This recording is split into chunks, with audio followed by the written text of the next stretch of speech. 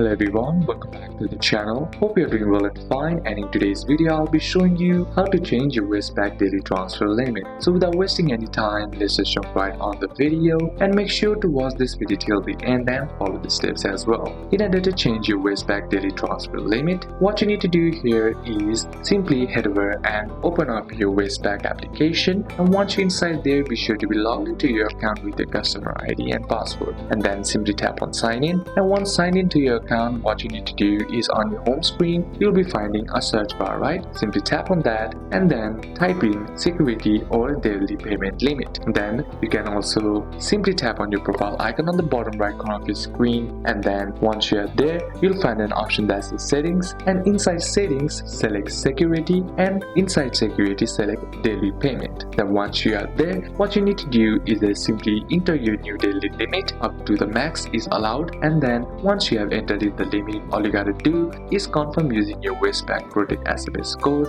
or Westpac Protection token. And once that's done, you'll be able to change your Westpac daily transfer limit. So these are a couple of steps that you can apply, and that's it for today's video, guys. Hope this video was useful to you. Leave a like if it did, comment down any questions that you have, and see you soon on the next one.